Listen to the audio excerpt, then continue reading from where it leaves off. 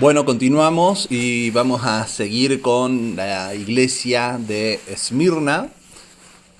Eh, ya habíamos visto lo que era la iglesia de Éfeso, ya hicimos toda una introducción a lo que estamos viendo.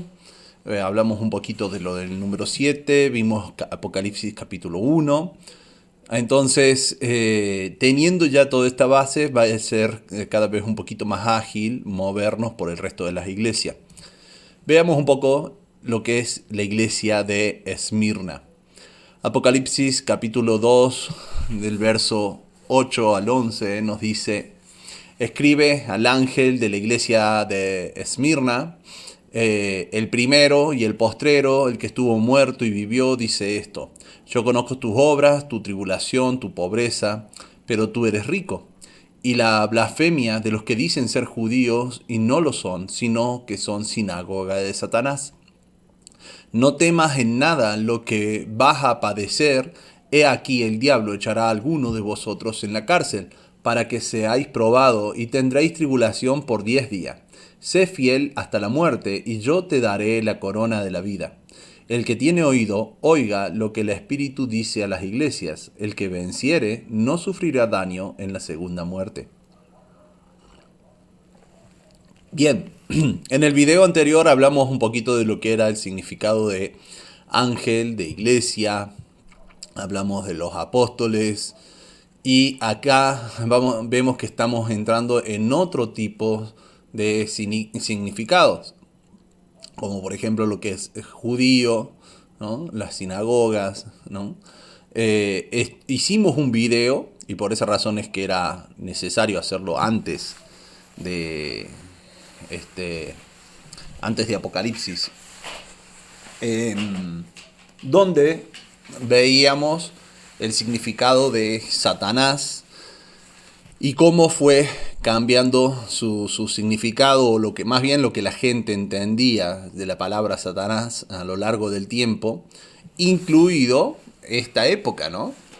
Cuando hablamos un poquito de ese tema, está incluido también esta época, que ya no era el mismo pensamiento ni el mismo entendimiento, hablando del general, ¿no? Hablando del pueblo en general y no necesariamente de los apóstoles en particular, ¿no?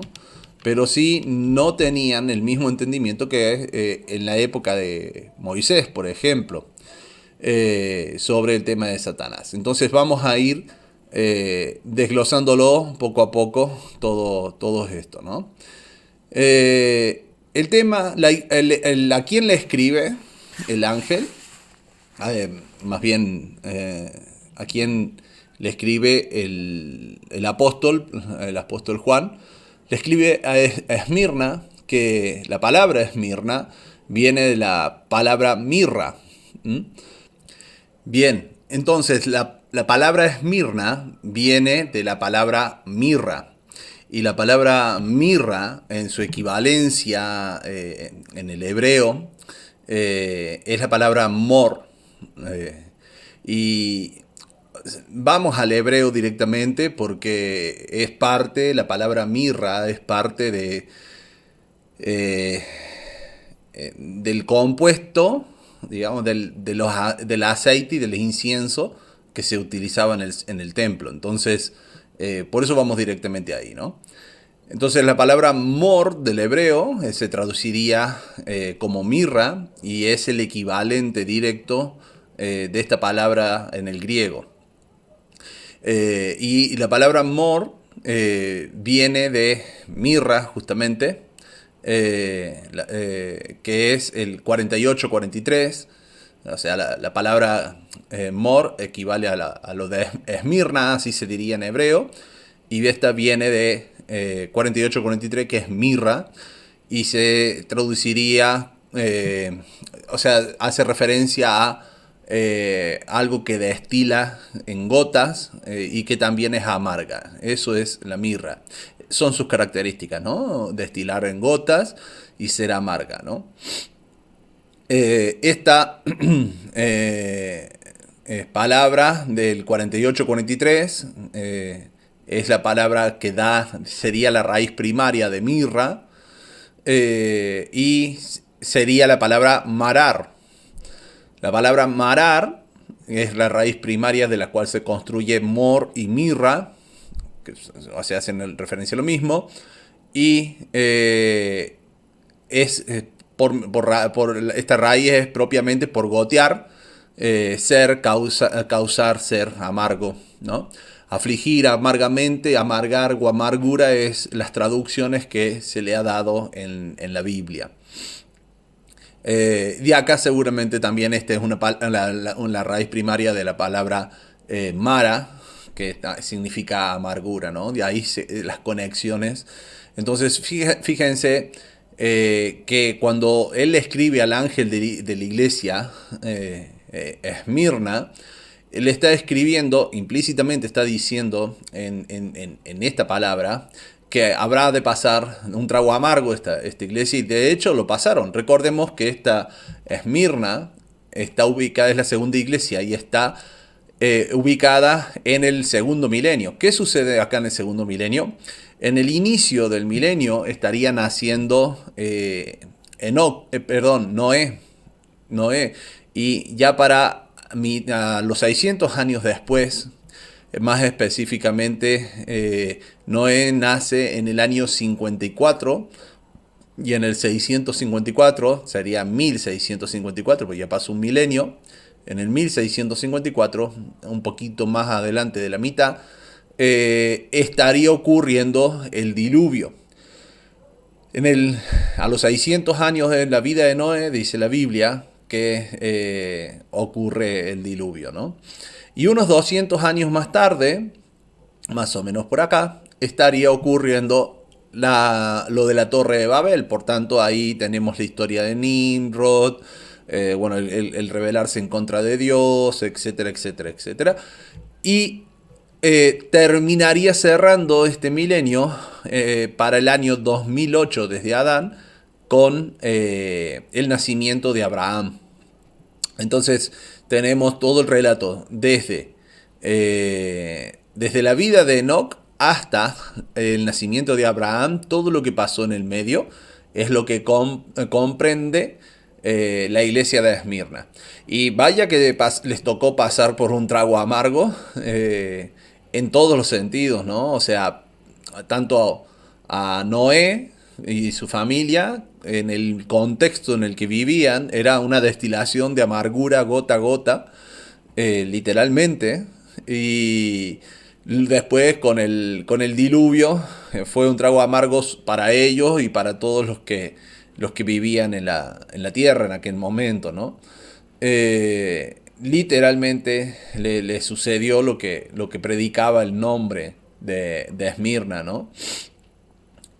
Y dentro de la interpretación historicista de Apocalipsis, Esmirna también está ligada aquí al quinto milenio y se asocia principalmente con las persecuciones. Como ustedes pueden ver acá, bueno, las persecuciones por una cuestión de la amargura, ¿no?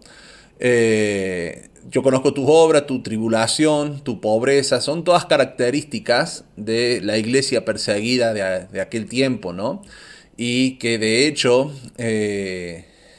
cuando dice que sería probado, el diablo echará a algunos de vosotros en la cárcel para que sean probados y tendréis tribulación por 10 días. Si nosotros tomamos estos 10 días como días y años, literalmente en la época de Diocleciano eso ocurre. Tuvieron una persecución intensa durante 10 años y fueron de gran tribulación para ellos esos 10 años. También fueron a la cárcel y demás.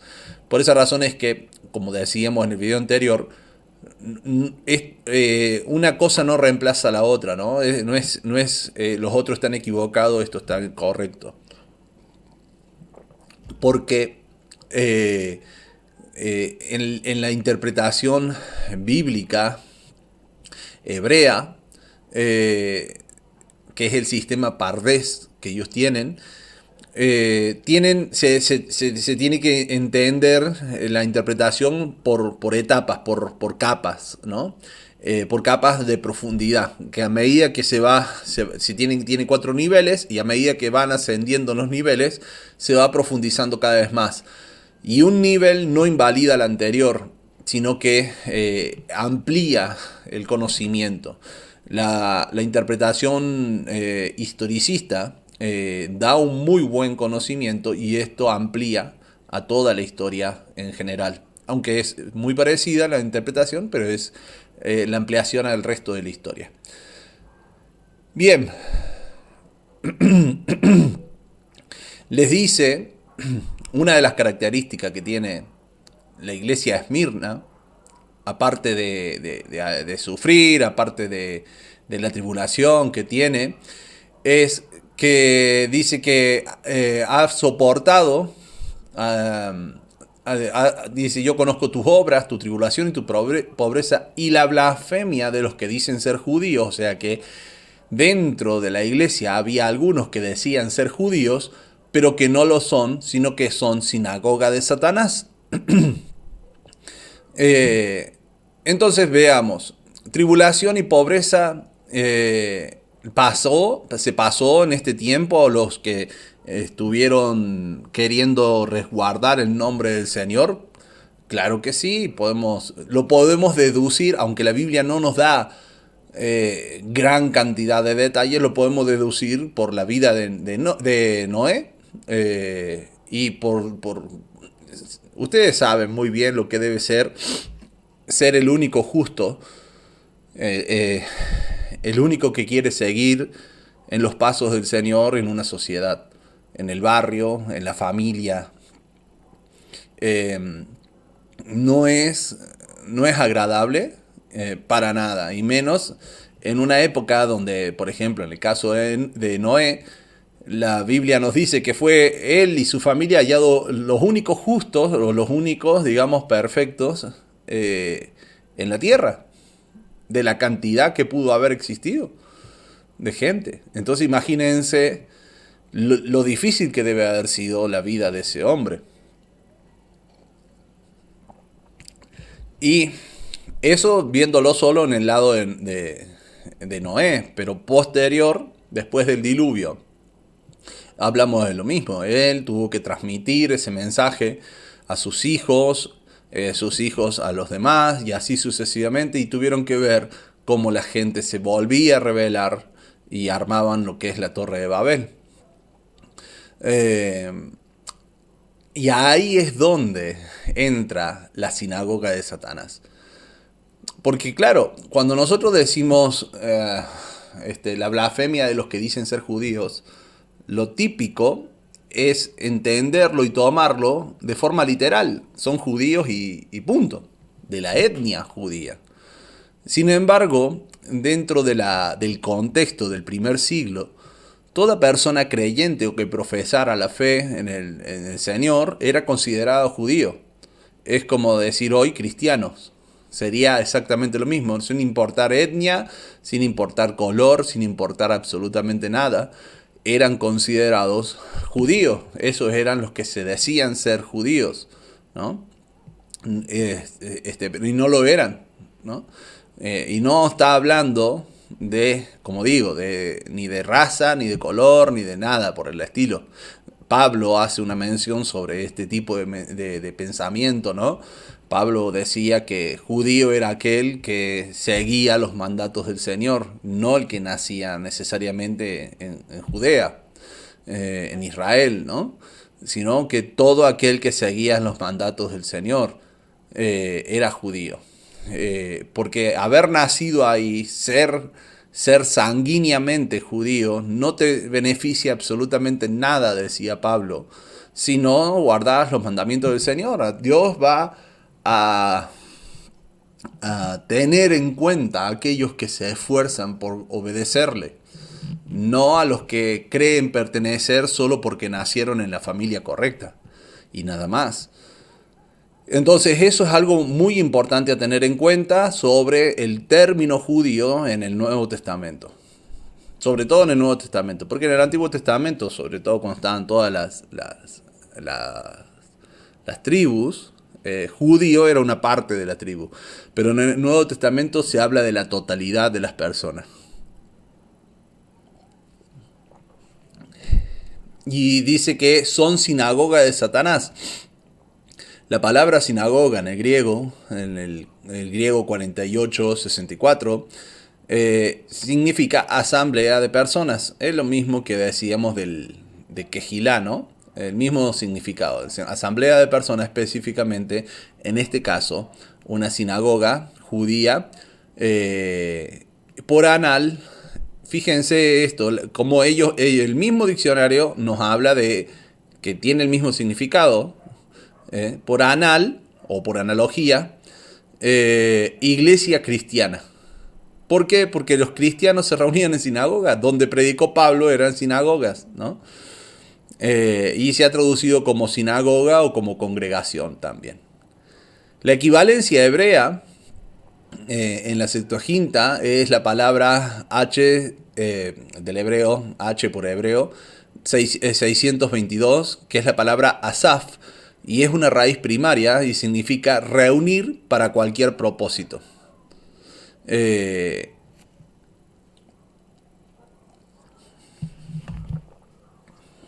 Y esta palabra asaf, acá disculpen, no recuerdo bien por qué puse el resto de las palabras esta.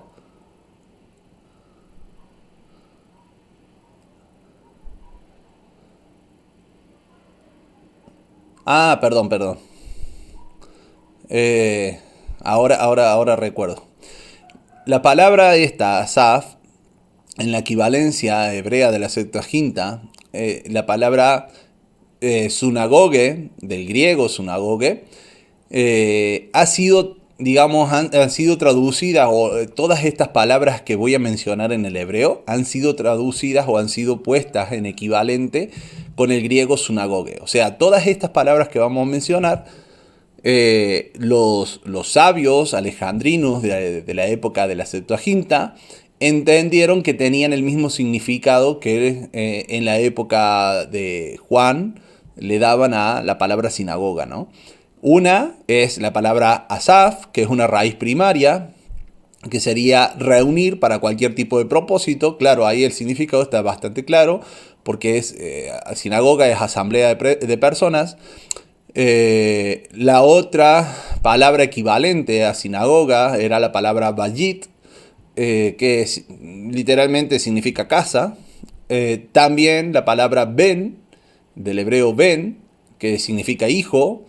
La palabra gal, que significa algo enrollado, montón de piedra o incluso estiércol, pero es hacer un montón de algo, de lo que sea, piedra, estiércol, tierra, lo que fuera. Y la palabra jamón, que significaría ruido, tumulto, multitud, también inquietud, riqueza, algo que se amontona. Básicamente tiene todo el mismo sentido, ¿no? La palabra sinagoga. ¿A qué voy con esto? ¿Por qué poner estas equivalencias? Para romper en nuestra mente eso de, como dijimos antes, con el tema de la iglesia, también con esto de sinagoga. Hoy en día uno nombra sinagoga y se entiende judío y nada más. Pero en aquel entonces era algo más que solamente decir el lugar de reunión de los judíos. Con el tiempo pasó a ser prácticamente de uso exclusivo para ellos nomás. Pero inicia siendo simplemente una palabra para designar una reunión, una asamblea de personas. Posteriormente, esa asamblea de personas pasa a ser casi de forma exclusiva de los judíos. ¿Por qué? Porque ellos se habían expandido en todo el reino, en todo el imperio.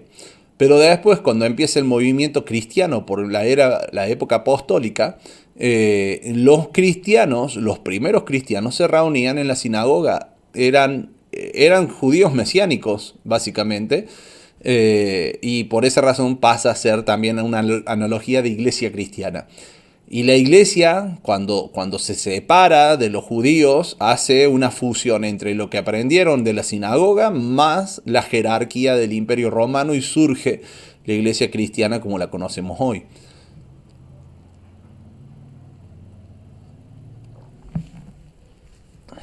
¿Dónde surge, o dónde inicia, más bien,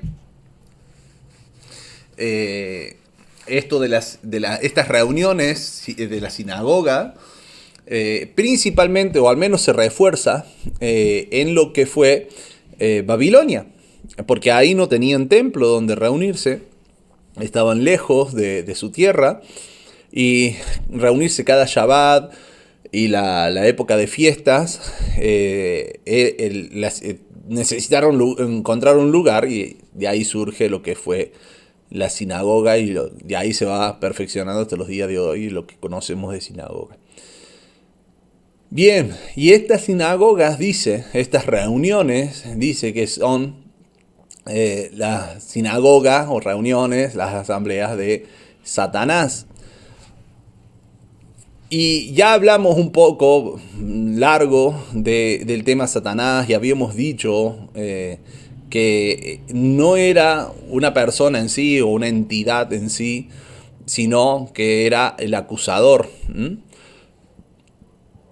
Satanás tiene un origen caldeo y corresponde a la palabra Satán, de origen hebreo.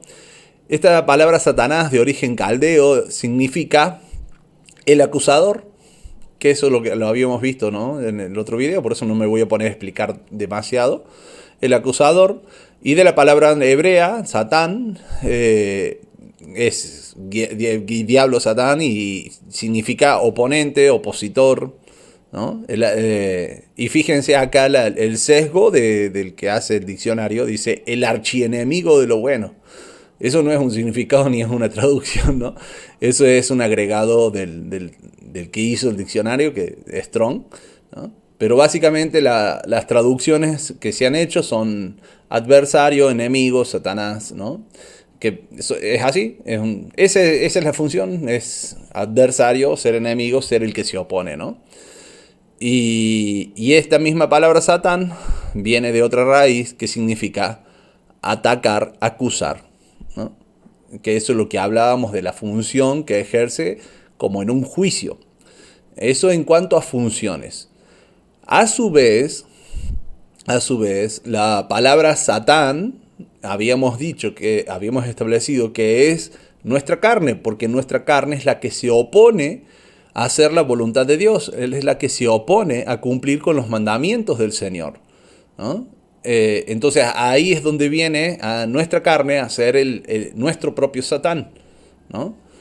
Zacarías 3.1 dice: me mostró al sumo sacerdote Josué, el cual estaba delante de Jehová, y Satanás estaba en su mano derecha para acusarle. Y esto lo hemos hablado en estos otros versículos, en estos otros videos, donde hablábamos de Satán.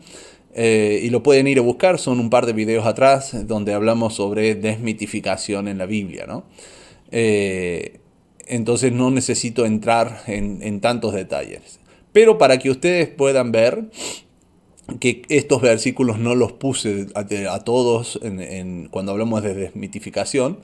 Números 22:22 dice: y la ira de Dios se encendió porque él iba, o sea, Balaam, y el ángel de Jehová se puso en el camino por adversario. Y ahí utiliza la palabra 78:54, que es la palabra, acá la pueden ver, acá abajo, 78:54, la palabra Satán. Se puso por Satán suyo, o sea, el ángel de Jehová, alguien, una figura que siempre está ligada en la Biblia a Jesús, dice: se puso por Satán, por adversario. Fíjense, si nosotros nos refiriéramos a esto en el Satán como si fuese, como dice acá el del diccionario, el archienemigo de lo bueno, la misma palabra, fíjense. Por esa razón hay que tener tanto cuidado con meter nuestras ideas, nuestros pensamientos, porque acá la misma persona que estudió hebreo y griego y arameo para hacer este diccionario, coloca en la palabra Satán, 78:54, este significado, archienemigo de lo bueno. O sea que el ángel de Jehová era un archienemigo de lo bueno según esta persona. Y claro, esto no, obviamente no tiene nada que ver con la palabra. Esto es un comentario que Strong deja ahí en el diccionario, para que podamos nosotros pensar un poquito, ¿no? Entonces, el ángel de Jehová se puso en el camino por Satán suyo. Iba pues él montado en sus asnas y con él 2 criados suyos. Fíjense, miren, primera de Samuel 29:4 dice: entonces los príncipes de los filisteos se enojaron contra él y le dijeron: despide a este hombre para que vuelva al lugar que le señalaste. Están hablando de David en aquel entonces. David estaba refugiado con los filisteos. Y dice: no venga con nosotros a la batalla, no sea que en la batalla se nos vuelva un Satán, un enemigo. De nuevo, podríamos decir que David se volvería en plena batalla un archienemigo de lo bueno. Fíjense la incongruencia en el relato. Claro, como acá no les conviene poner la palabra Satán porque no encaja, entonces ahí sí la traducen, ahí sí le ponen adversario, enemigo, pero no Satanás. Y como ustedes pueden ver, si se nombra Satán o Satanás, y nosotros le decimos Satán o Satanás, entonces no la estamos traduciendo. Estamos imponiendo, de la misma manera que el diccionario de Strong impuso esta frase, el archienemigo de lo bueno, nosotros le estamos imponiendo a la palabra un significado que nunca tuvo. Entonces, tener cuidado en ese sentido, ¿no? Dice: porque con qué cosa volvería mejor a la gracia de su Señor que con las cabezas de estos hombres, decían los filisteos sobre David. Fíjense, 2 de Samuel 19:22 dice: David entonces dijo: ¿qué tengo yo con vosotros, hijos de Sarbia, para que hoy me seas Satán? Para que hoy me seáis adversarios. ¿Ha de morir hoy alguno en Israel? Pues yo no sé, yo que hoy soy el rey sobre Israel. Primera de Reyes 5:4. Ahora Jehová mi Dios me ha dado paz por todas partes, pues ni hay adversarios, Satán, ni mal que temer, decía Salomón.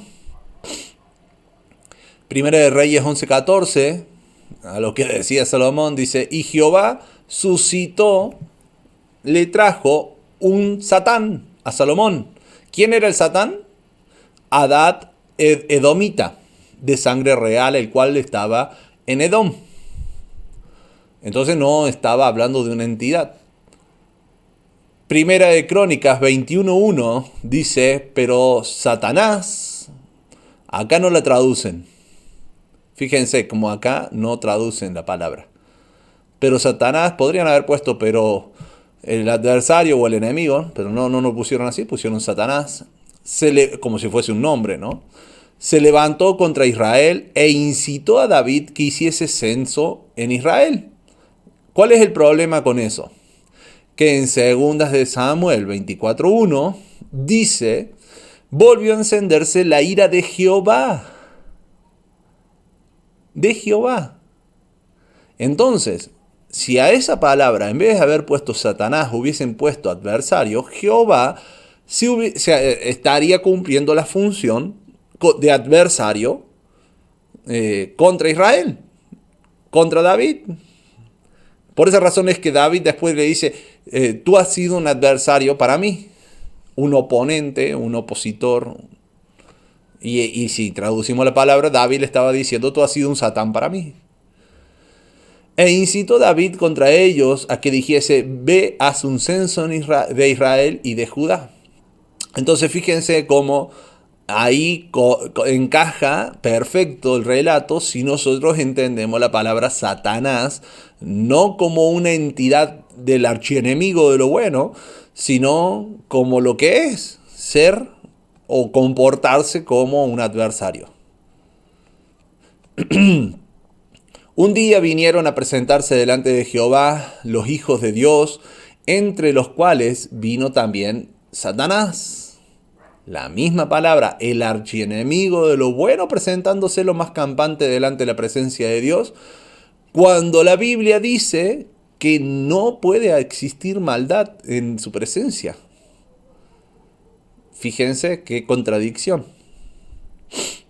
Salmos 38:20 dice: los que pagan mal por bien me son contrarios, me son Satanás, por seguir yo lo bueno. Y esto lo decía David, ¿no? Salmos 109:4 dice: en pago de mi amor me han sido adversarios, me han sido Satán, mas yo oraba. ¿No les pasa esto a diario? ¿No les pasa que muchas veces ustedes dan amor, dan cosas buenas y los otros les devuelven mal? Bueno, de eso hablaba David. Y a esos otros que le devuelven mal, a esos les llamaba Satán. Pero no estaba en la mentalidad de David lo que muchas veces está en la nuestra, en la mentalidad pentecostal que heredamos, de que están endemoniados. No está eso en la mentalidad de David, sino que él entiende que ellos en ese momento están ejerciendo la función de aquel que se opone, de aquel que que se pone como adversario o enemigo de él en ese momento. Pero eso puede cambiar. No por reprenderlos, sino porque es un estado de animosidad. Salmos 109:6 dice: pon sobre él al impío, y Satanás esté a su diestra. De nuevo, ¿no? La misma palabra, fíjense que en todas es la misma palabra. Salmos 109:20: sea este el pago de parte de Jehová a los que me calumnian. Y la palabra calumnian, fíjense que acá el mismo Strong no colocó que esta era una traducción. A los que me calumnian. Y la palabra calumnian, en este caso, es 78:53, la palabra Satán.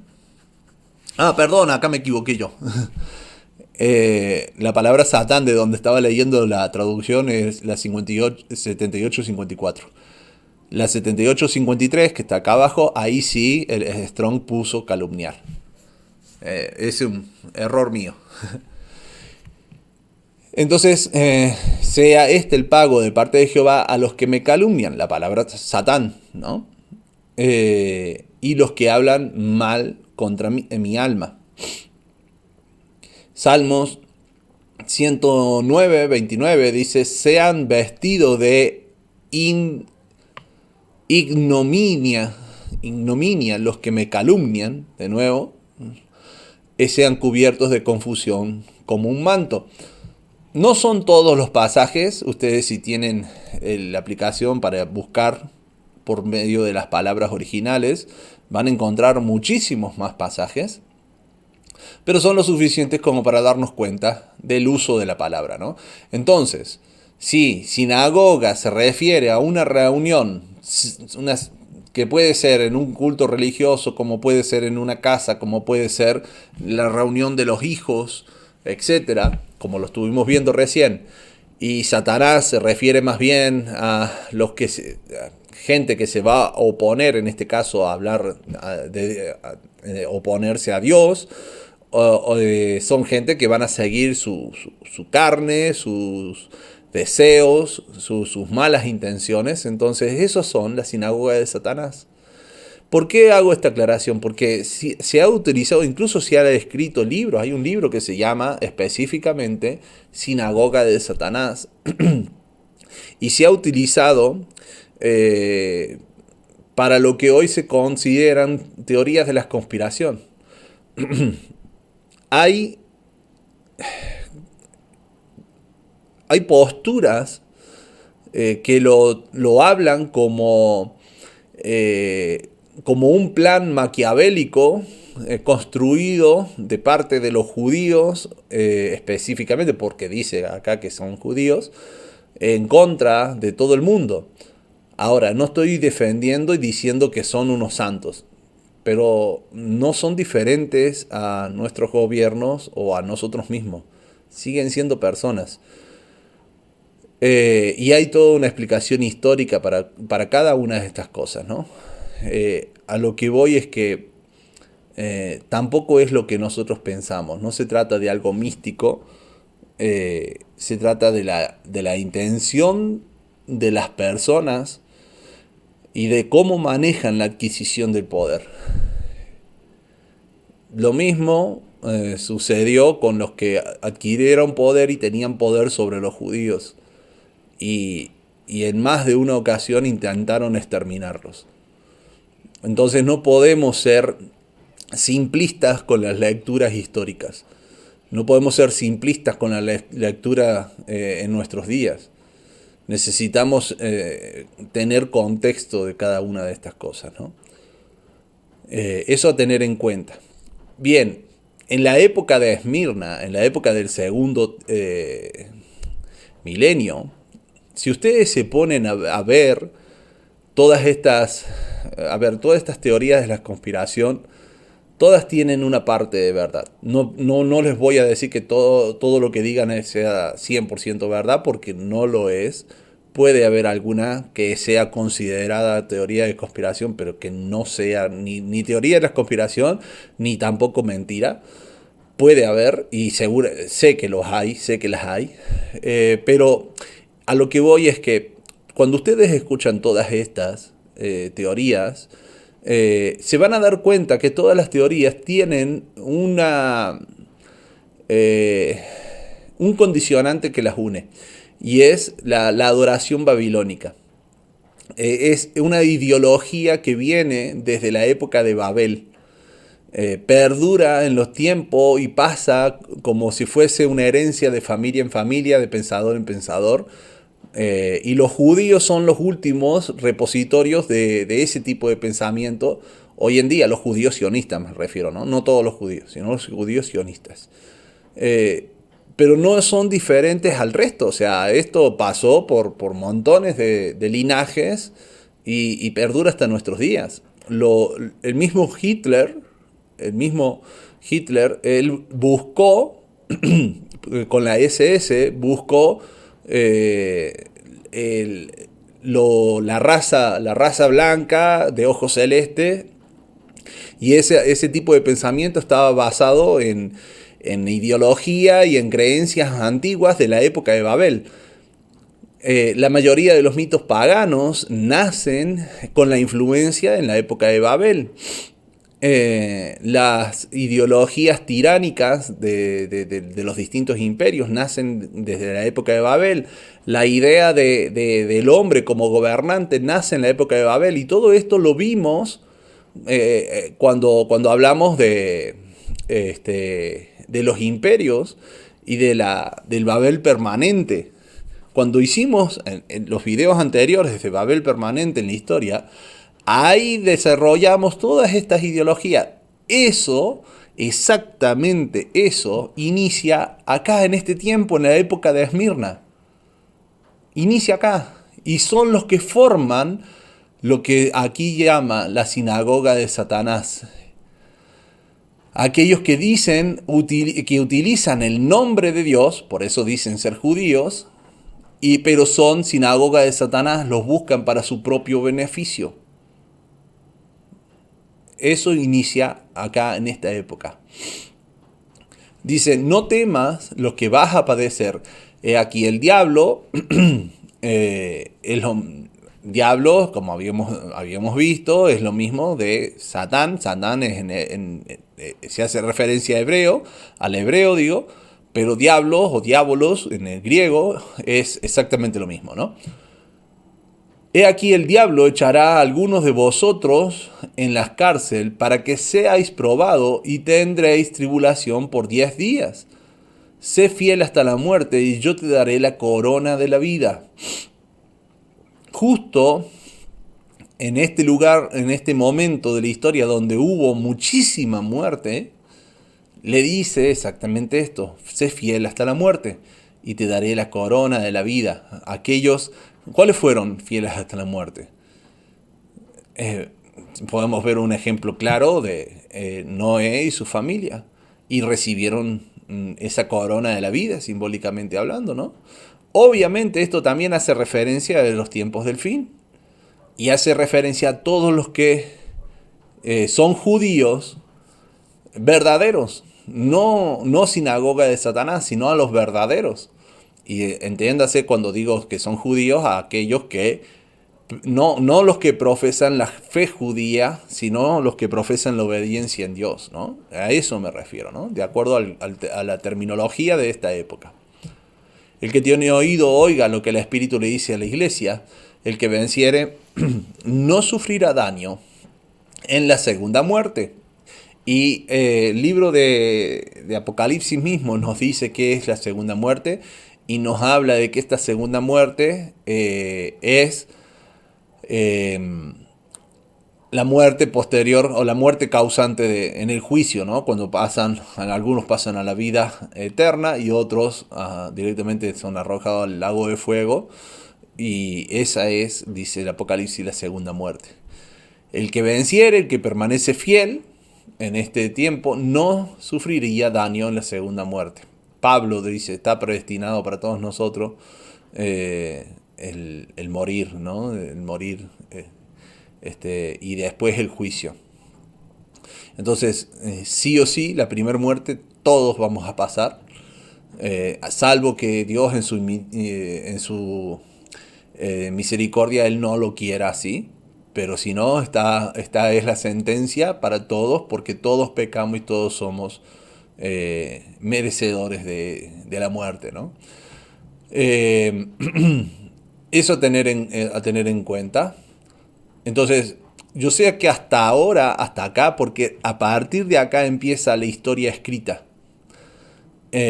Hasta acá no tenemos muchísima cantidad de datos como para que todo les sea más comprobable, digamos, para ustedes. Pero a medida que avancemos vamos a poder encontrar mucho más respaldo escritural porque justamente lo tenemos mucho más escrito y más fácil de comprobar en la palabra del Señor.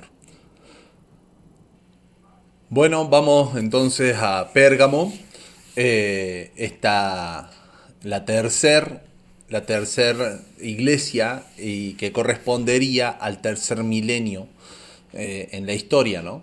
Apocalipsis 2, del 12 al 17, nos dice: y escribe al ángel de la iglesia de Pérgamo, el que tiene la espada aguda de dos filos, dice esto: yo conozco tus obras y donde moras, donde está el trono de Satanás, pero retienes mi nombre y no has negado mi fe, ni aun en los días en que Antipas, mi testigo fiel, fue muerto entre vosotros, donde mora Satanás. Pero tengo unas pocas cosas contra ti, que tienes ahí a los que retienen la doctrina de Balaam, que enseñaba a Balac a poner tropiezo ante los hijos de Israel y a comer cosas sacrificadas a los ídolos y cometer fornicación. Y también tienes a los que retienen la doctrina de los nicolaitas, las que yo aborrezco. Por tanto, arrepiéntete, pues si no, vendré a ti y pelearé contra ellos con la espada de mi boca. El que tiene oído, oiga lo que el Espíritu dice a las iglesias. Al que venciere, daré de comer el maná escondido y le daré una piedrecita blanca. Y en la piedrecita ha escrito un nombre nuevo, el cual ninguno conoce sino aquel que lo recibe. Bien. Vamos a desglosar entonces el mensaje de la iglesia de Pérgamo. Ya hablamos de lo que es el significado de ángel y de iglesia cuando hablamos de Éfeso. Así que todo significado que fuimos sumando lo vamos a dar por entendido. Lo pueden ir y buscar tienen que mirar todos los videos básicamente, ¿no? Para que podamos tener un panorama completo. La palabra Pérgamo, el nombre utilizado aquí, viene básicamente de pergamino, ¿no? O sea, denota a lo que es el pergamino, ¿no? Y la palabra Pérgamo del hebreo, del griego, el griego 4010 en el diccionario de Strong, viene de la palabra 4444 del mismo griego, o sea, Pérgamo deriva de ahí. Y Pérgamo significa fortificado. Pérgamo, un lugar en Asia Menor, que bueno, haría referencia a lo que se entiende que era la iglesia de Pérgamo, ¿no? Y la palabra de la cual se construye Pérgamo, que es la palabra 4444, es purgos, que es una palabra primaria, una raíz constructiva, y significa torre o castillo. De ahí es que Pérgamo se entiende como fortificado, ¿no? Y como decía, Pérgamo también es una de las deriva, digamos, del pergamino, ¿no? Es una de las derivaciones. Y justamente en esta época, es la época del Imperio Egipcio, justamente acá en este periodo de tiempo, vamos a hacer un poquito de memoria. En este periodo de tiempo, aquí arrancamos con el nacimiento de Abraham y la historia de los patriarcas para llegar acá más o menos a la mitad de este milenio, estando el pueblo de Israel esclavo en Egipto, o sea que ya había pasado lo de Abraham, Isaac, Jacob, Esaú, el nacimiento de los hijos de Jacob, la esclavitud de José, que es vendido por sus hermanos. José termina siendo el que gobierna Egipto y salva a su familia de la hambruna, y posteriormente ellos quedan esclavos en Egipto. Surge Moisés, y son liberados por medio de los milagros que Dios hace con Moisés. Pasan 40 años en el desierto, se les da la Torá, se les entrega la ley, y después de esos 40 años pasan 480 años hasta que se cierra el milenio con la construcción del templo de Salomón. Salomón ya tenía 4 años de reinado en el año 3018 en la construcción, cuando inicia la construcción del templo de Salomón. O sea, que quiere decir que pasó todo el periodo de jueces, todo el relato del libro de Reyes, el relato del libro de Josué. Entraron a la tierra prometida con Josué, pasa todo el periodo de jueces, lo de Ruth, pasa lo de Samuel, todo el periodo de Samuel, pasa Saúl, pasa David. Todo eso ocurre en este periodo de tiempo, como para tener una noción de todo lo que está sucediendo. Y que es algo que vamos a ver destacado, es que aquí empieza la escritura. O sea, los primeros escritos los tenemos en este segundo milenio, pero aquí está ya la escritura gracias al pergamino. Gracias al pergamino es que empieza la escritura a proliferar. Oh, se me trabó la lengua. Proliferar como nunca antes, ¿no? Entonces, ahí está una de las asociaciones con esta palabra, ¿no?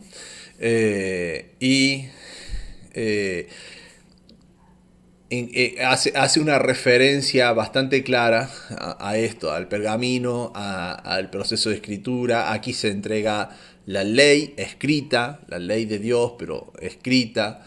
Se empiezan a escribir los salmos, se empiezan a escribir, se escribe el comienzo de la historia de Israel. Tenemos mucha escritura en este tiempo, ¿no? En el periodo de la iglesia de Pérgamo. Y fíjense lo que le dice a esta iglesia. El que tiene la espada aguda de dos filos, según la Biblia, esa espada aguda de dos filos es la palabra de Dios. Y la palabra de Dios es entregada, en escrito, acá. Acá en este periodo de tiempo ocurre lo relatado en el monte de Sinaí. Y le dice, yo conozco tus obras y dónde moras, dónde está el trono de Satanás. Literalmente moraba ahí, estaba en Egipto. Ya hablamos sobre lo que significa o cómo deberíamos tomar y entender Satanás, ¿no? Que es las obras de nuestra carne, ¿no?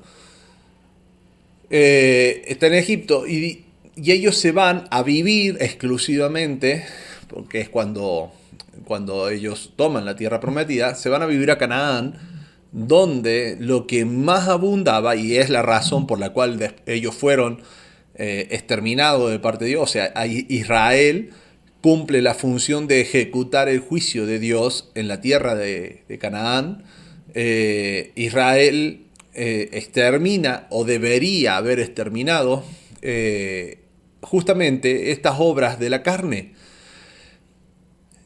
Dios les dijo que no lo copien, que no perduren nada de lo que hacían esta gente en esa tierra, porque ellos habían contaminado la tierra.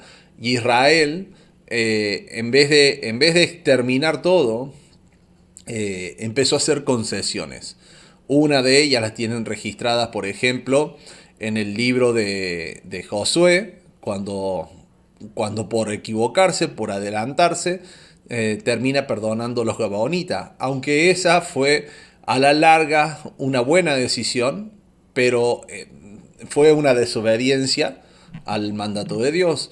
Lo mismo después ocurre con Saúl, solo que Saúl ya no fue una buena decisión lo que él hizo, y él agarra y termina perdonando a la familia, al rey, su familia, y esto después más adelante les va a pasar factura, una factura muy importante, que está relatado en el libro de Esther. Y con eso después podemos ver en el reino de Israel el paganismo, cómo se infiltró y cómo ellos llegaron a tener las prácticas que Dios aborrecía y que había terminado por echar a la otra gente de esa tierra, y después posteriormente terminó por echar al propio Israel de esa tierra por seguir esas prácticas que tenían que ver con lujuria, con el sacrificio de niños, con muchas cosas aberrantes que ocurrían en la adoración a los ídolos falsos, a los ídolos paganos, ¿no? Entonces, literalmente ellos estaban morando ahí. Y la historia de Israel es una historia de matar a los testigos fieles. Cuando se levantaban los profetas a decir están haciendo mal las cosas. La historia de Israel, comenzando acá, continuando en la época de Tiatira, es la historia de un pueblo que no quería escuchar a esos profetas, a esos testigos fieles, y terminaba por perseguirlos, y terminaban por matarlos, por exterminarlos, ¿no? Se va a desarrollar mucho más la historia de los profetas posteriormente, en el periodo de Tiatira, pero inicia acá, inicia en este tiempo. ¿Y por qué lo comparo a Antipas con los profetas? Tradicionalmente en el estudio del historicismo en Apocalipsis, se relaciona a Antipas con un personaje de la época de Juan, y que pudo haber dado su vida, pero es algo que se relaciona con, pero no está del todo definido, no se sabe a ciencia cierta si se refiere a él o qué, sino que se presume por el relato de Juan. Entonces, para poder tener un poco más de claridad en esto, vamos al nombre Antipas, y este nombre, en la construcción del nombre en el griego, hace referencia a que se construye de dos palabras. La palabra anti, que significa en lugar de, es cuando te pones en oposición, ¿no? Y el sustantivo pater, que es padre justamente. Y acá sería, la palabra traducida sería en lugar del padre o contra el padre, ¿no? Puede ser en un acto contrario o puede ser en un acto a favor, ¿no? Cualquiera de las dos opciones.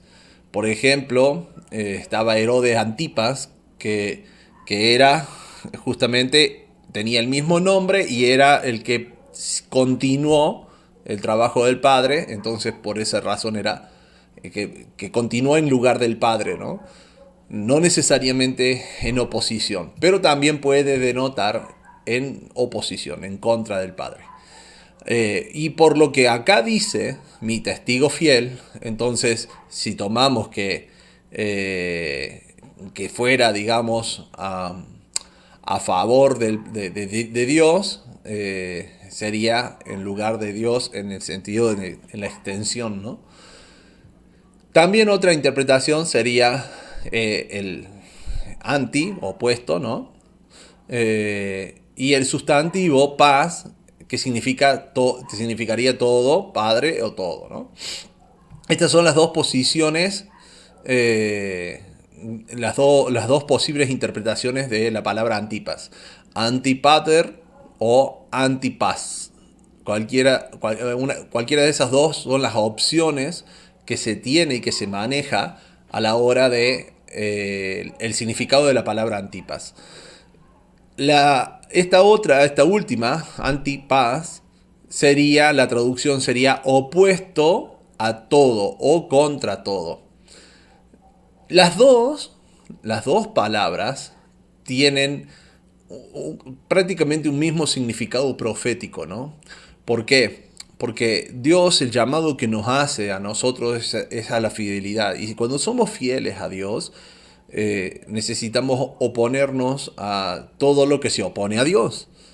Y en nuestra sociedad, como también en este contexto donde se estaba formando Israel, un antipas, un testigo fiel y antipas, era por ejemplo Pinjas, que el celo por Dios lo hacía, lo hizo atravesar a estos dos que no dejaban de pecar en las carpas. O por ejemplo Josué, donde decía, mi casa y yo serviremos a Jehová. Esos son, a eso se refiere o a eso es a lo que estaría evocando la palabra antipas en este contexto, en el contexto de este milenio, y por el significado propio de la palabra, ¿no? Entonces es un milenio donde surge la escritura, donde se da la espada aguda de dos filos, y donde surgen estos antipas, estos verdaderos testigos fieles, que fue muerto entre vosotros donde mora Satanás, que dieron su vida por Dios, que estuvieron ahí defendiendo hasta lo último, como Josué y Caleb, ¿no?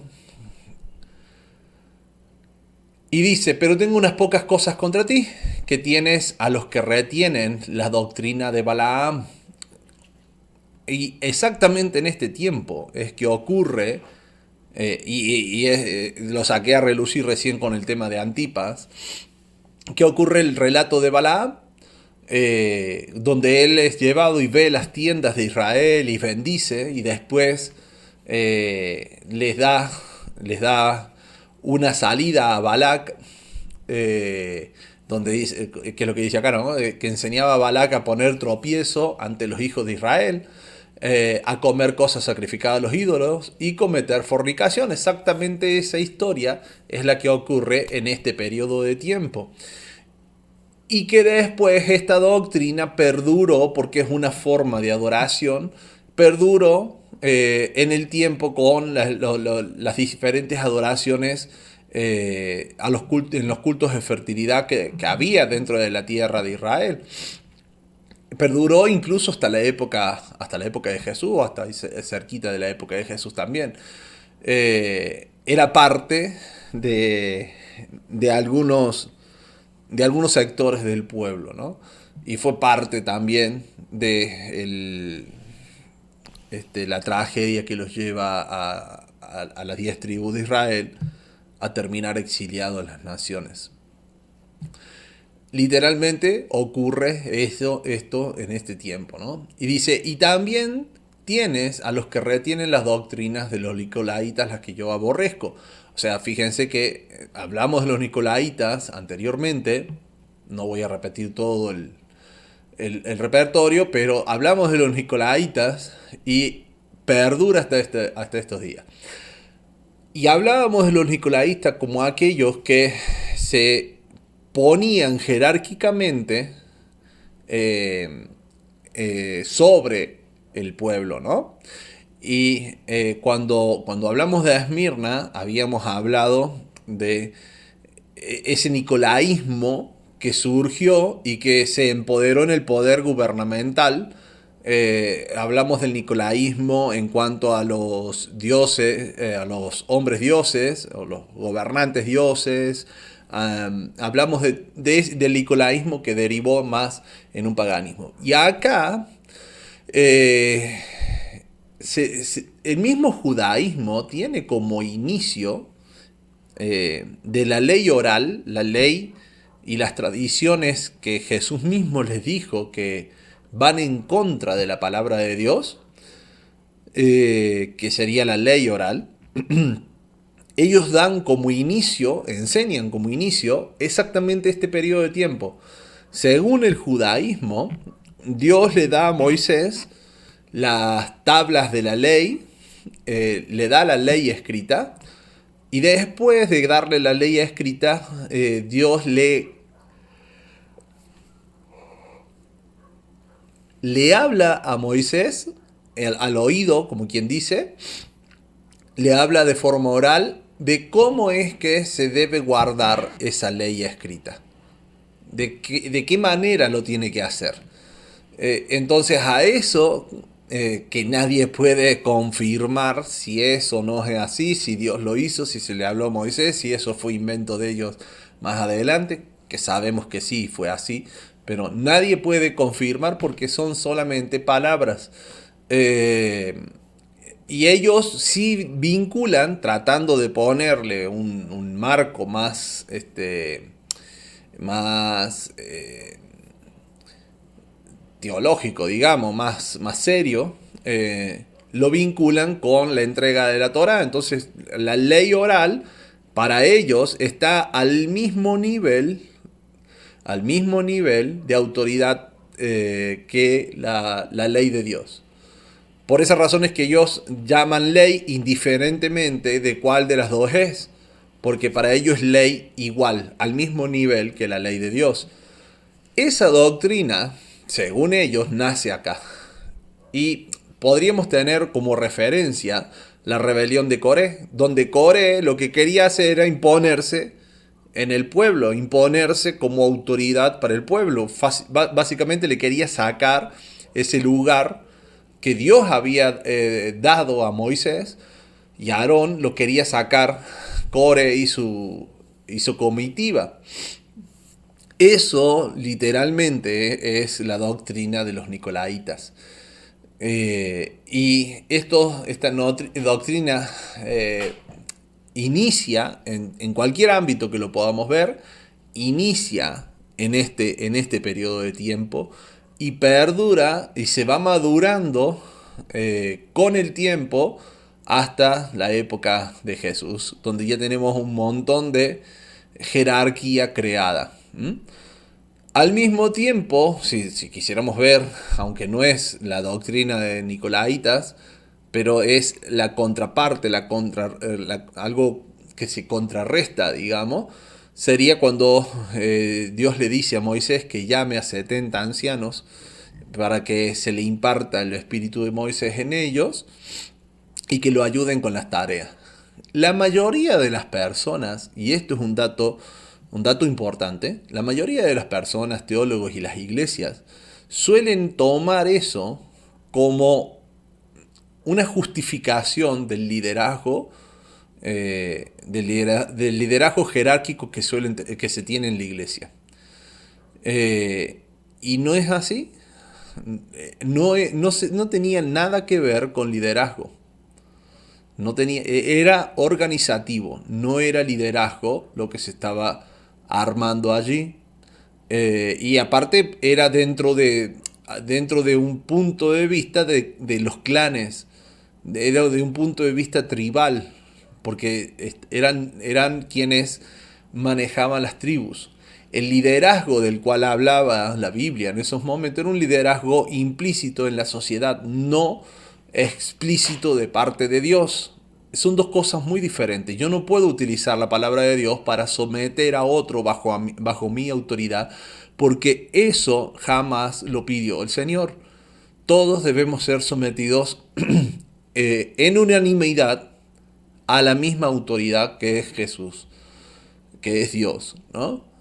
En unanimidad. Eso lo dijo Jesús mismo en Mateo 23. Ahora, ahora, como somos tribu, como somos comunidad, tenemos orden, pero no de sometimiento autoritario. Tenemos que tener orden, tengo que tener respeto para con el otro, etcétera, ¿no?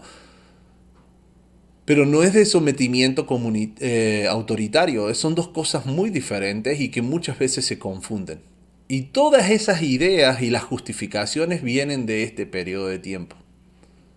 La gran mayoría, no digo todo, pero sí la gran mayoría. Las obras de los nicolaitas, de la misma manera que en Babel empezó las obras de los nicolaitas a verse y gestarse en todo el paganismo y en las religiones paganas, como también así en los gobiernos mundiales, acá también se ve en el mismo Israel, en el mismo pueblo del Señor. Y le dice, por tanto, arrepiéntete, pues si no, vendré a ti pronto y pelearé contra ellos con la espada de mi boca. ¿Pelearé contra ellos contra quién? Contra los nicolaitas, con la espada de mi boca. Exactamente esto fue lo que hizo Jesús cuando vino y estuvo en Israel.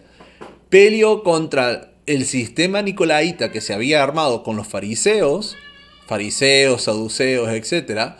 Peleó contra ellos con la palabra de Dios, hablando con su boca, con la espada de su boca. Literalmente ocurrió eso. Y les dio tiempo, claro que les dio tiempo. Todo el tiempo de Tiatira tuvieron 1000 años. Y sin embargo, en ese tiempo, porque Jesús estaría viniendo durante el periodo de Tiatira, al final de este periodo, en todo ese tiempo, ellos, lejos de arrepentirse, se corrompieron aún más. El que tiene oído, oiga lo que el Espíritu dice a las iglesias. Al que venciere, le daré de comer el maná escondido. También el maná es algo que sucede en este periodo de tiempo. Aquí es cuando se da el maná. Y acá promete dar ese maná escondido. ¿Dónde se escondió? Acá escondieron el maná en el arca del pacto. Aquellos que están en pacto con el Señor serán los que podrán acceder a ese maná. Y dice, y le daré una piedrecita blanca, y en la piedrecita escrito un nombre nuevo, el cual ninguno conoce sino aquel que lo recibe. Exactamente eso fue lo que hicieron el pueblo cuando cruzan el Jordán, cuando entran a la tierra prometida, que es parte de la promesa esta. Josué manda que se haga un cúmulo de piedras, se pintó de blanco y ahí se escribió la Torá, se escribieron las leyes de Dios. Y el relato de Apocalipsis hace una contraparte exacta de ese evento, pero diciendo esto va a definir tu futuro. Recordemos que el hablar de dar un nombre nuevo es una identidad, un propósito, y eso pasa cuando nos hacemos parte del pueblo de Dios, cuando entramos, cuando somos aceptados, injertados, para recibir esta promesa de la tierra prometida. Bien. Respecto al trono de Satanás, yo esto lo dejé ahora para el último porque hay que hablar de un par de cosas. Cuando hablábamos del trono de Satanás, dice, yo conozco tus obras y dónde moras, dónde está el trono de Satanás. Hay un par de interpretaciones sobre esto. Una de las interpretaciones en la interpretación historicista de Apocalipsis es que el altar de Pérgamo, el altar de la ciudad de Pérgamo, que era un altar dedicado a Dios, al dios Zeus, un altar donde tenía casi todos los dioses, todo el panteón griego, y las luchas y batallas, y bueno, prácticamente tenía toda la mitología griega contada, narrada en ese altar, no con letras, sino con imágenes. Ese altar se toma comúnmente como el trono de Satanás, que estaba en Turquía, y el altar ahora está en el Museo de Pérgamo en Berlín, lo han trasladado desde Turquía, y está en Berlín ahora. Este altar representaría de forma física lo que podría ser el trono de Satanás. ¿Por qué? Porque es la máxima expresión de la voluntad del hombre, ¿no? En este caso desde el punto de vista griego. Así que en ese sentido podríamos decir que se refiere, o al menos es una de las interpretaciones de que se refiere al trono de Satanás. Pero, claro que eso no coincide con el momento histórico. Si nosotros tomáramos esto como una referencia de la Pérgamo geográfica, bueno, sí, podría coincidir ahí. Ahora bien, hay otra interpretación, y es una interpretación que se saca, o que es muy parecida a lo que es un libro que se escribió, que se llama Las dos Babilonias, de Alexander Hislop. El problema con esta interpretación no es lo que plantea, sino que se ha tratado de tener como mentiroso a este autor, un autor presbiteriano, porque se equivocó en datos históricos específicos, que ahora los vamos a leer. Lo que el libro Las dos Babilonias presenta es a Pérgamo como el centro del sacerdocio babilónico, que son estas son las pequeñas, digamos, cosas que se le ha cuestionado porque se hace una afirmación categórica de este tema, ¿no? Entonces Pérgamo como centro del sacerdocio babilónico, esto era, según el autor, porque cuando Babilonia fue conquistada por los medos y persas, los sacerdotes se rebelaron contra el imperio y fueron expulsados, y en su huida se establecieron en Pérgamo.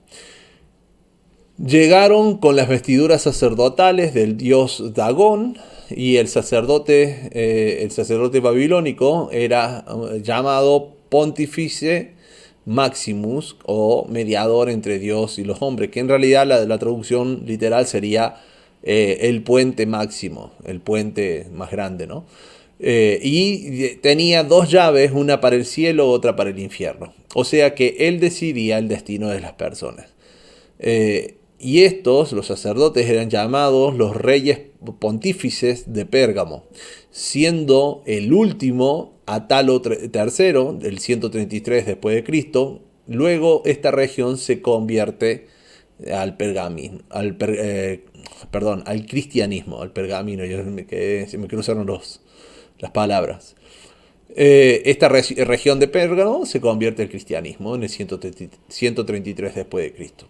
Cuando los sacerdotes ven que Roma los conquistó, ceden su título al emperador romano, pero un emperador posteriormente rechaza ese título, y este fue Graciano, que una vez que hubo rechazado ese título, el obispo de Roma, o sea, el obispo de la iglesia romana, lo agarra y lo hace parte del papado. Bien, esto es lo que Hislop. Y claro, se ha cuestionado mucho la credibilidad de él porque no hay registro de todo esto que él dijo. No hay registro histórico, no hay registro escrito, no hay testimonios, no hay nada que pueda respaldar esta teoría. Entonces, históricamente no es confiable. Pero,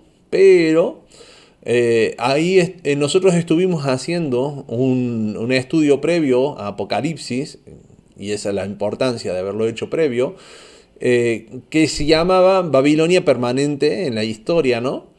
Y ahí pudimos ver cómo desde Babel hasta los días de hoy, la ideología, lo que impulsó Babel, permanece tanto en la política como en la religión, como en cada ámbito de nuestras vidas. No es la única, esto obviamente se tiene influencia, la misma... las mismas religiones tienen influencia de distintos puntos de vista, de distintos pensamientos. Uno de los más importantes son los gnósticos, pero todos estos movimientos, todos estos pensamientos surgen de un mismo punto, prácticamente todos, que es la época de Babel, antes de formarse Babilonia, en la época de Babel. Entonces, la idea que transmite Hislop no es equivocada, no está mal la idea, sí los datos que él utilizó. Por ejemplo, históricamente el título Pontífice Maximum, que Hislop dice que venían usando los sacerdotes babilónicos, no es un título que en registros nace y se usa exclusivamente en Roma. Eso en cuanto al título en sí, ¿no? Ahora, ver ver al gobernante como un dios, y al verlo como un dios, como un mediador entre Dios y los hombres, porque al ser un dios era también un sacerdote, el gobernante. Eso no era una idea nueva, no era una idea solamente romana. Por tanto, el concepto de lo que la palabra Pontífice Maximum expresa, ese concepto sí venía desde Babilonia, lo usaron en Egipto, lo usaron en muchos otros lugares. Por tanto, ahí hay una conexión con Hislop, y es muy probable que por esa razón venga la confusión, que lo terminó haciéndolo ver a él como alguien que se equivocó, que puso datos falsos, pero que en realidad no son falsos el concepto, sino, equivocó alguna fuente, nada más. Otra de las cosas es que él dijo que eran sacerdotes del dios Dagón, cuando en Babilonia se adoraba a Marduk. Marduk. Y Dagón era principalmente de los filisteos. Más allá de eso, lo mismo es, podemos ver los restos de esa adoración, ¿no? Bien. Y así sucesivamente, con lo mismo con el tema de las dos llaves y demás. No le quita, a mi entender, no le quita fuerza, no le quita seriedad al planteamiento, aunque se haya equivocado en algunas dataciones, en alguna fuente. El concepto que él transmite, que es lo más rescatable de su postura, el concepto que transmite no era equivocado, sino acertado. Y literalmente, desde lo que pasa aquí, desde lo que sucede en Babilonia, y lo que va a perdurar en el tiempo, es el trono de Satanás. Porque Satanás se entrona en la carne, como ya lo hemos hablado con el concepto de Satanás. Satanás se entrona en la carne, como lo mencionaba al principio del video, ¿no?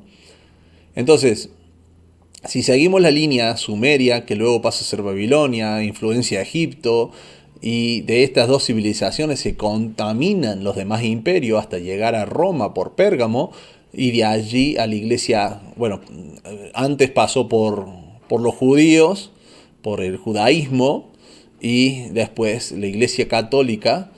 Esto es parte de lo que hemos hablado en Babel permanente y la historia de los imperios, ¿no?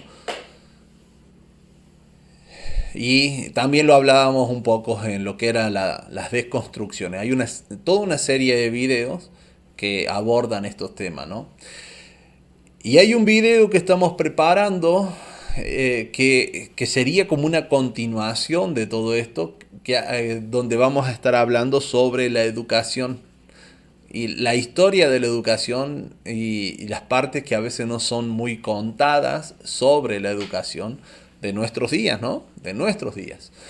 Pero eso ya lo vamos a ver más adelante. Lo que sí les puedo garantizar es que la idea general de Hislop no estaba equivocada como muchas veces los historiadores nos quieren hacer ver, ya que ellos necesitan quedar bien con la iglesia oficial, la iglesia católica, ¿no? El cristianismo oficial. No solamente la iglesia católica, el cristianismo en general, cuanto más poderosa sea la institución, menos quieren ofenderla, ¿no? Esa es una realidad que está vigente hoy en día. Entonces, acá tenemos a Pérgamo y lo que nos va describiendo por medio de este mensaje. La siguiente iglesia es Tiatira.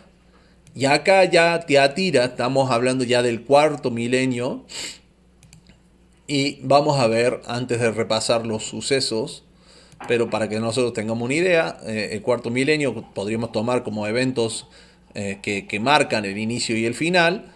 Es el templo de Salomón y al final a Jesús estando ya crucificado, ¿no? Crucificado y resucitando. Que ocurre exactamente en el final y paso al inicio del quinto milenio. Jesús en la cruz en el año 4000, exacto. Bien, entonces ahí, con todo esto, ya tenemos un marco completo de lo que va a suceder dentro de este milenio, porque está todo el periodo de Salomón, la escritura de los Salmos, la escritura de Eclesiastés, la escritura de Proverbios, la escritura del libro de Reyes, de Crónicas, bueno, prácticamente todos los libros del Antiguo Testamento se escriben en este periodo de tiempo.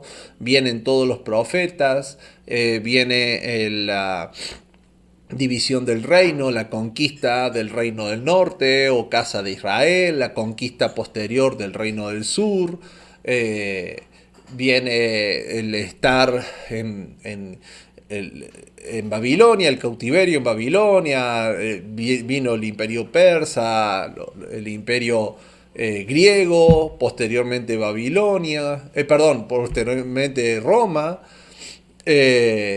vino la época de Nehemías, Esdras reconstruyendo, la época de los 400 años de silencio, la época de los macabeos, ¿no? Vinieron tenemos muchísima cantidad, prácticamente el 90, entre 80 y 90% del Antiguo Testamento lo tenemos aquí, en este periodo de tiempo, ¿no?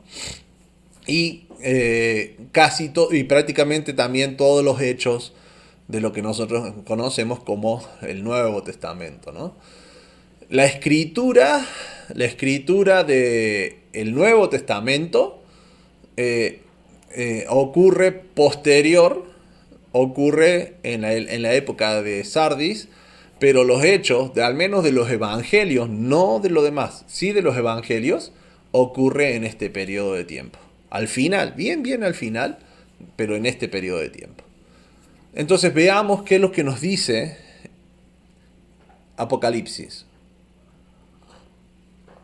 Dice: escribe al ángel de la iglesia en Tiatira, el Hijo de Dios, fíjense cómo se presenta, ¿no? El Hijo de Dios, así tal cual se presentaba Jesús. El que tiene ojos como llama de fuego, pies semejantes al bronce bruñido, de la misma manera se presentó en el capítulo 1. Dice esto: yo conozco tus obras y amor y fe y servicio y tu paciencia, y que tus obras postreras son mayores que las primeras. Jesús les dijo exactamente esto a sus discípulos, que harían obras mayores que las que él hizo. Y obviamente se refería a la predicación. Obviamente se refería al ir y hablar a todas las naciones, y ahí serían obras mayores que las primeras. Dice, pero tengo unas pocas cosas contra ti, que toleras a esa mujer Jezabel. Literalmente Jezabel vivió y hizo todas sus obras en este periodo de tiempo, que era la mujer del rey Acab, la cual quiso matar al profeta Elías.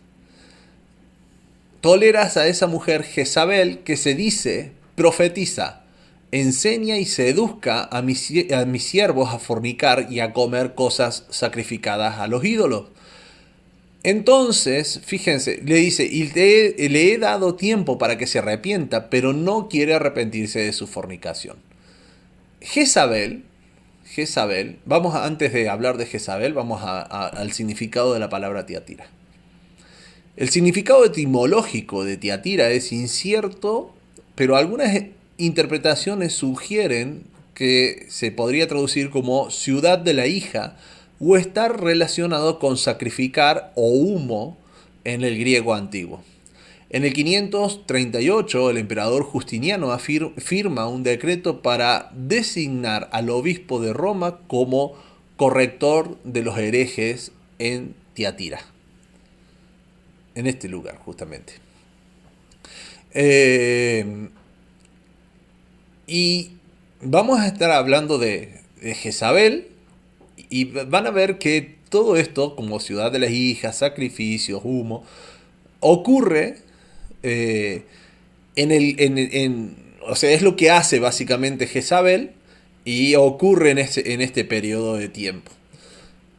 Jezabel era un personaje bíblico, que lo podemos leer, y su nombre significa, o las posibles interpretaciones de su nombre significa casta, exaltada de Baal, justamente ella ofrecía sacrificios a Baal, o a estiércol, aunque esta es la menos aceptada de las posibles traducciones. Si nosotros tomamos el personaje bíblico, nos sirve para orientarnos un poco en el tiempo, como lo estamos haciendo, pero en realidad como por el mensaje o por el tono de escritura que va teniendo Apocalipsis, no podríamos tomarlo 100% literal, o sea, como el personaje bíblico en sí, sino más bien como como un marco interpretativo para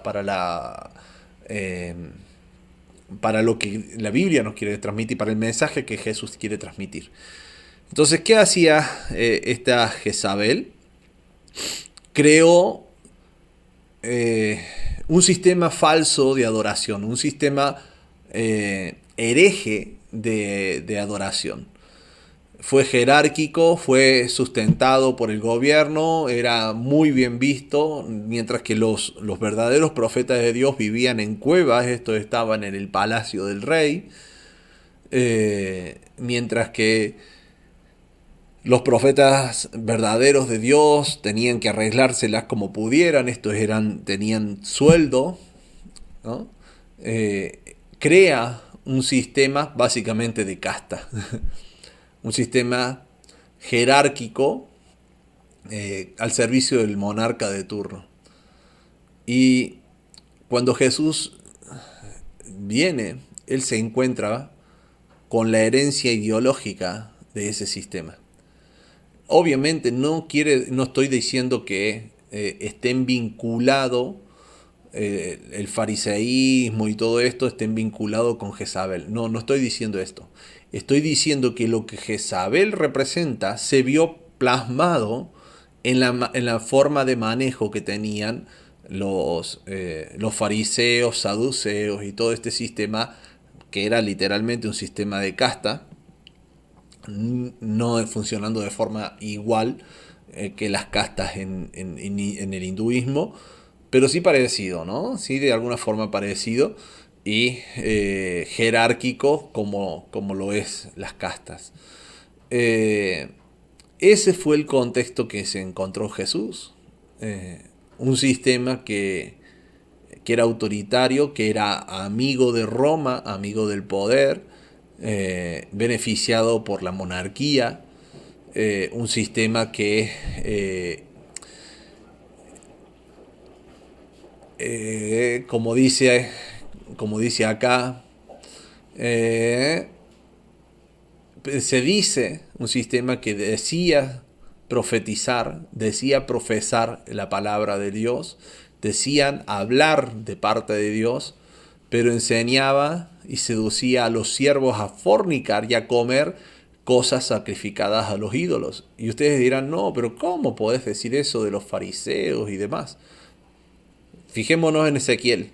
Ezequiel 8 o 10. Ezequiel estaba viviendo en este periodo de tiempo cuando volvían del exilio de Babilonia. Y Ezequiel denuncia lo que estaba sucediendo en el sistema religioso. Ezequiel 8:10, Dios lo traslada al templo para que Ezequiel vea lo que Dios veía en el templo. Y dice, entré pues y miré, y he aquí toda forma de reptiles y bestias abominables, y todos los ídolos de la casa de Israel que estaban pintados en la pared por todo alrededor. Y delante de ellos estaban 70 varones de los ancianos de la casa de Israel. Fíjense cómo se vincula los 70 varones con los 70 que seleccionó Moisés. O sea, toda la jerarquía de Israel estaba allí en el templo, estaba sucia delante de los ojos de Dios. Y Hazanías, hijo de Safán, en medio de ellos, cada uno con su incensario en su mano, y subía una nube espesa de incienso. Y me llevó a la entrada de la puerta de la casa de Jehová, que está al norte, y he aquí mujeres que estaban allí sentadas endechando a Tamuz, llorando por Tamuz. Era una forma de adoración al dios Tamuz, que es un dios babilónico.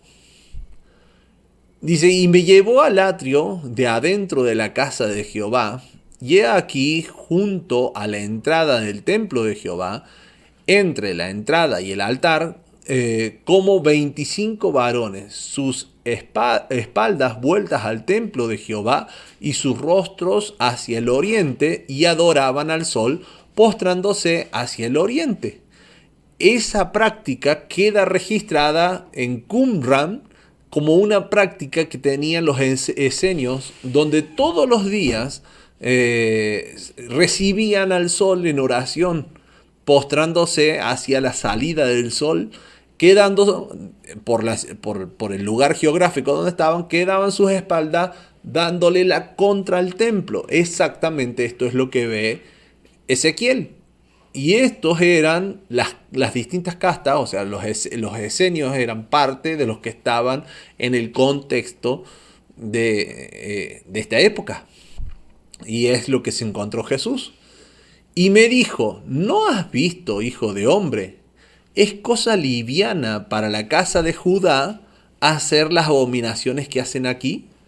Después que han llenado de maldad la tierra, se volvieron a mí para irritarme. Fíjense el concepto que tenía Dios de todos estos religiosos de Judá.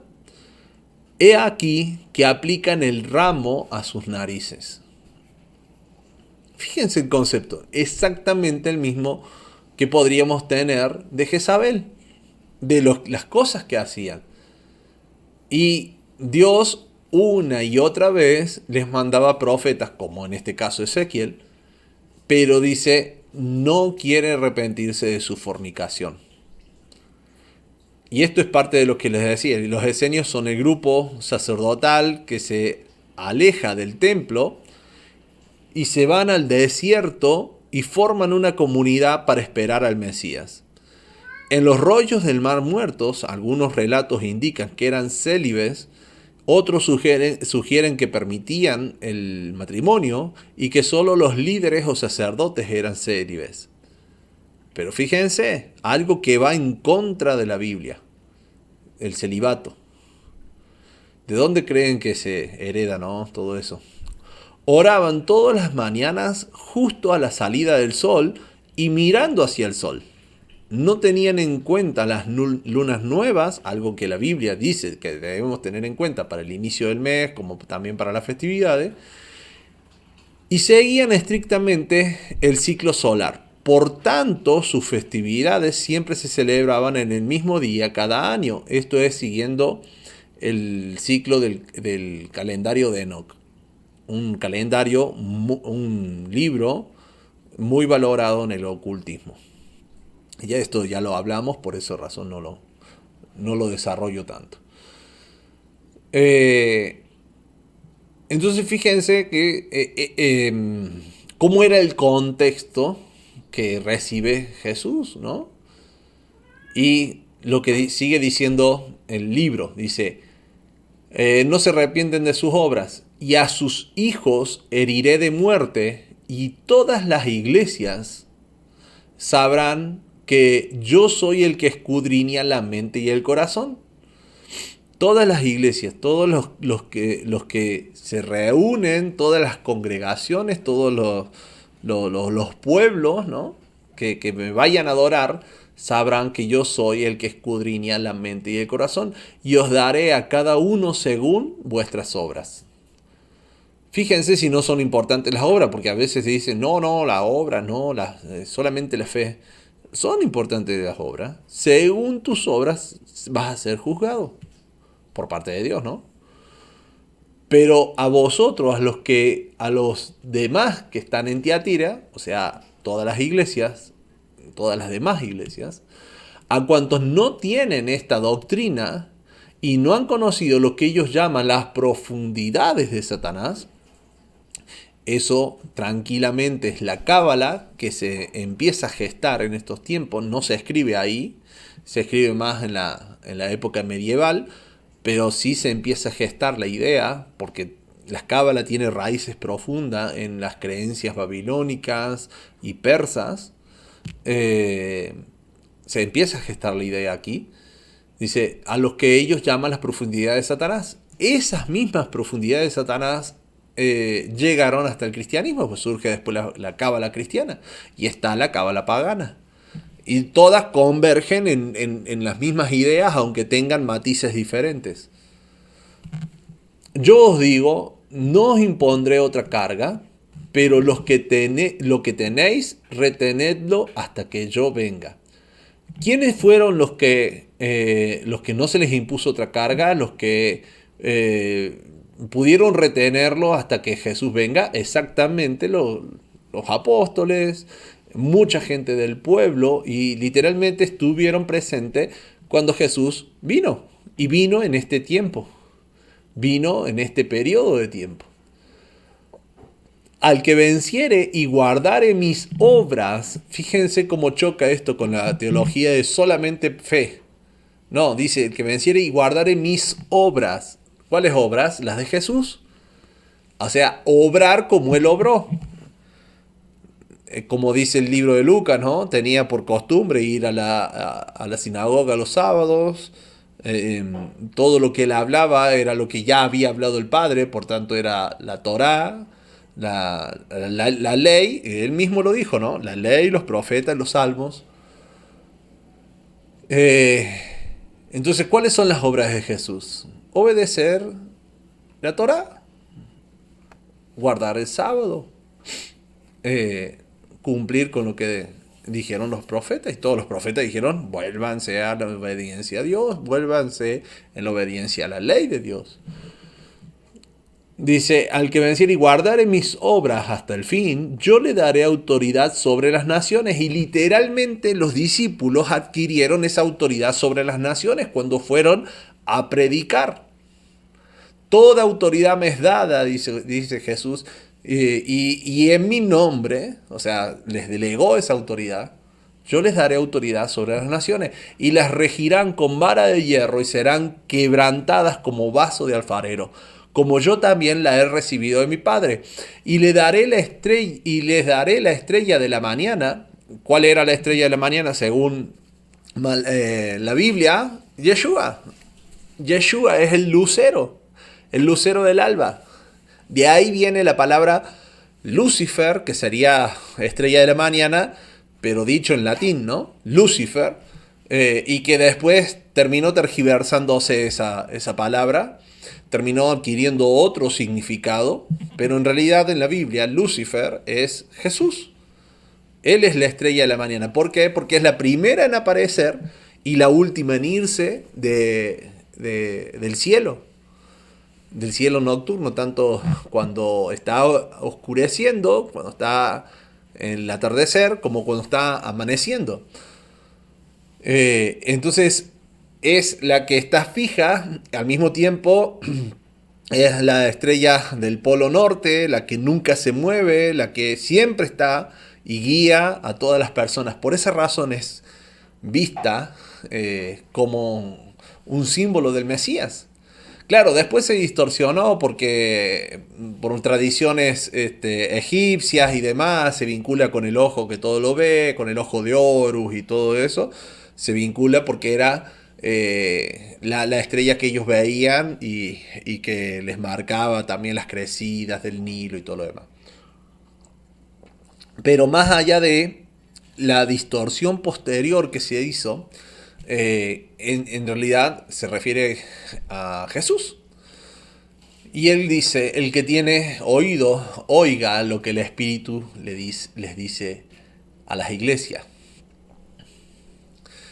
Entonces, esto es Tiatira, y acá se gesta el espíritu, un espíritu contrario, un espíritu muy cercano a Babilonia, un espíritu que fue perfeccionado por Jezabel. Jezabel, al ser una mujer, representa a una iglesia, y Ezequiel específicamente es el que denuncia la cúpula religiosa de Judá, la cúpula religiosa en Jerusalén, como una prostituta.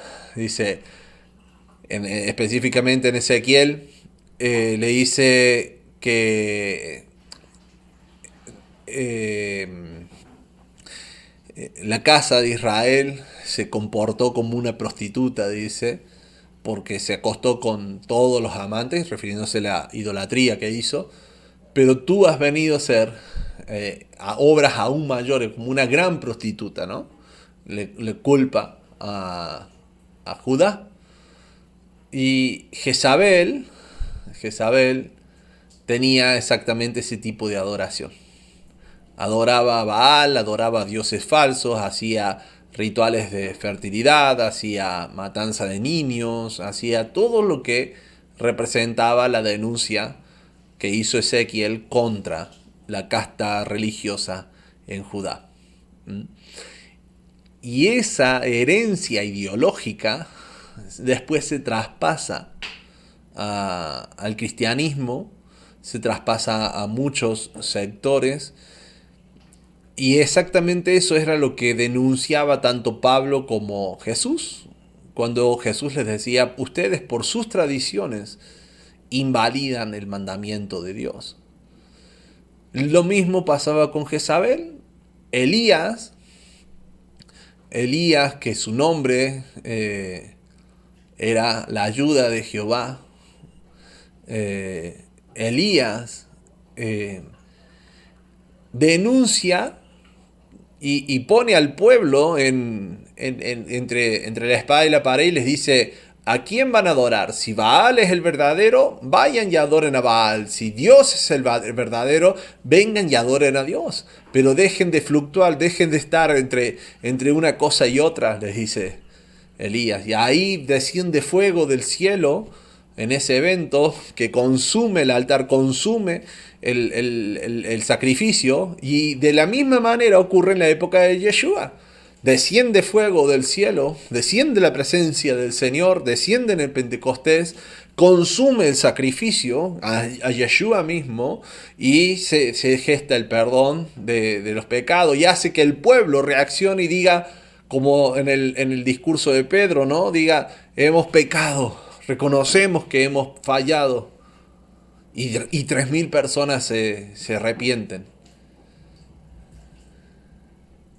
Literalmente, en el año 70 ocurre lo que dice acá: he aquí yo la arrojo en cama y en gran tribulación a los que con ella adulteran, si no se arrepienten de las obras. Hasta los días de hoy los judíos, la cúpula judía que no reconoce su error, sufre esto. Y en el año 70 la arrojó en cama. Fue suspendida la estadía de Judá en la tierra de Israel. Recién en 1948 recuperaron el poder entrar, el poder estar, pero todavía no están sin tribulación, todavía continúan con tribulación. A los que permanecen con esa ideología. Y les va a tocar pasar lo mismo a los que la heredan y los que la hacen propia. Hay muchos que dicen ser cristianos, hay muchos que dicen seguir a Cristo y no se dan cuenta porque no han investigado, porque no han conocido de la cantidad de ideología al estilo Jezabel que tienen y que viven en sus propias vidas como si fuese la fe genuina de Jesús. Miremos bien todo lo que permitimos que ingrese en nuestras vidas, en nuestras mentes. Escudriñemos, como dijo Pablo, escudriñemos bien, escudriñemos todo. No permitamos que estas cosas nos saquen del foco del Señor. No permitamos que venga Jezabel a lo largo y ancho de todas las veces que he escuchado hablar de Jezabel. Siempre se habla de un espíritu sexual. Y no es así. Cuando nosotros vemos la historia de Jezabel, sí, muchos de los cultos, de la adoración que ella hacía, tenía que ver con algo sexual, pero en realidad la función que ella cumplió en el reino no fue en tanto sexual, fue principalmente de usurpación de autoridad, porque ella justamente usurpó la autoridad de su esposo, que era el rey. Y lo que está haciendo la falsa iglesia, o la iglesia que mantiene las herejías, es usurpar la autoridad del rey, la autoridad de Dios. Se está apropiando de esa autoridad. Y literalmente ellos lo dicen. Literalmente hay escrito y hay videos donde los mismos cardenales dicen: nosotros por nuestra autoridad. Los títulos que se autoimponen, Vicario Filii Dei. Y esto es solamente hablando de la iglesia católica, pero esto está pasando también en las iglesias protestantes. Con todo este movimiento de los apóstoles, se están sintiendo casi con la misma autoridad que Dios. ¿En qué momento la iglesia empezó a darle órdenes a Dios diciendo yo declaro y yo decreto?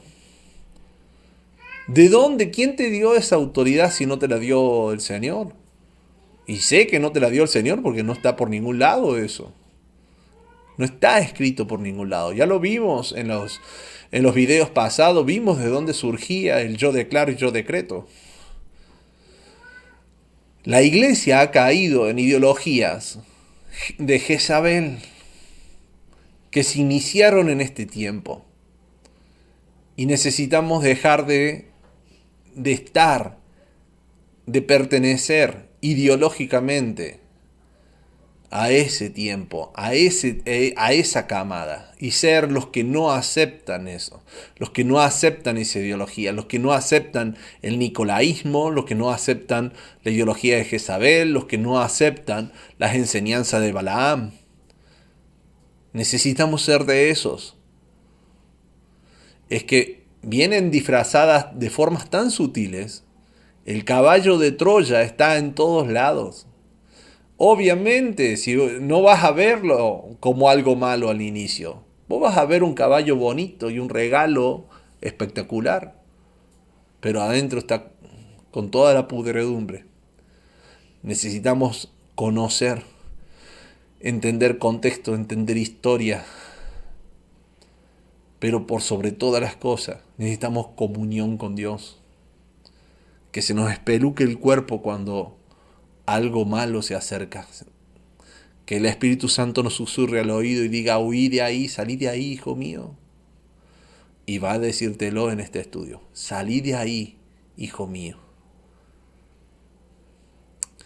Que Dios te bendiga y después continuamos con las otras iglesias.